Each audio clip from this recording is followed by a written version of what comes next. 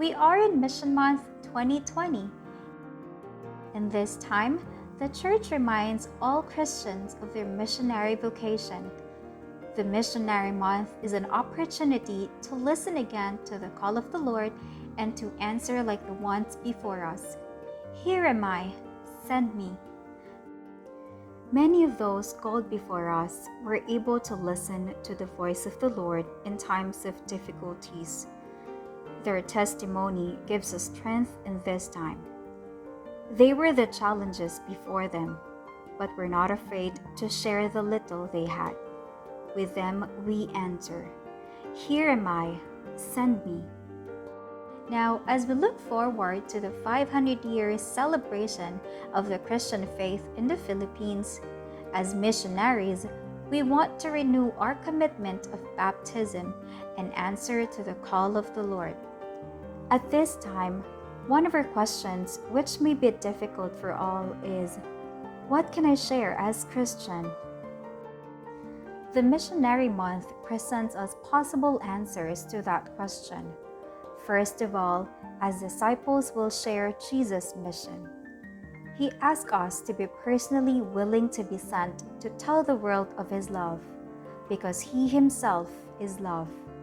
Love that is always on mission, always reaching out in order to give life.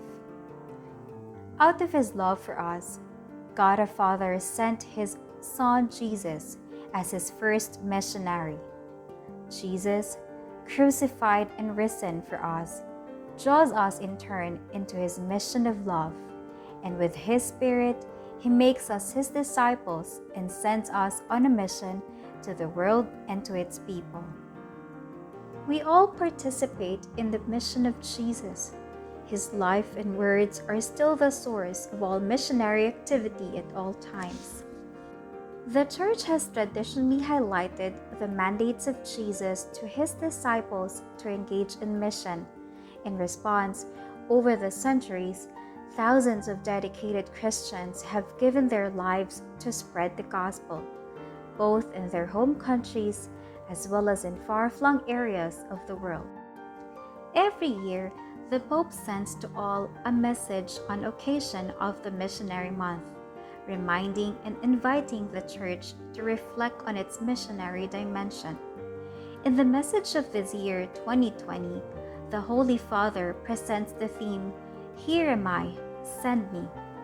From the answer of the prophet Isaiah, we draw inspiration for our answer to the call of the Lord.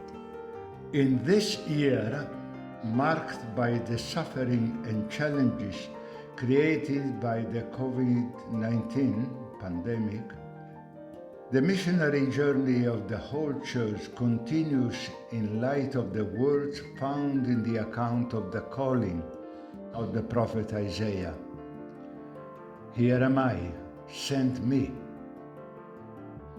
This is the ever-new response to the Lord's question, whom shall I send?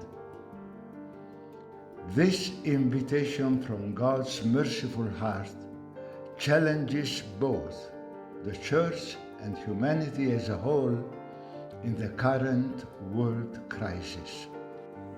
In this context, the call to mission, the invitation to step out of ourselves for love of God and neighbor, presents itself as an opportunity for sharing, service, and intercessory prayer.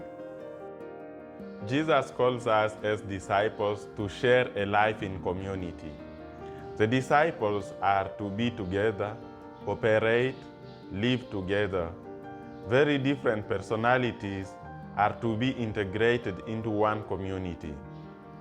In this time when we are challenged by the social distance, as missionary disciples, more than ever, we are called again to form and live in community, place where we share life and love, place of the presence of the Lord.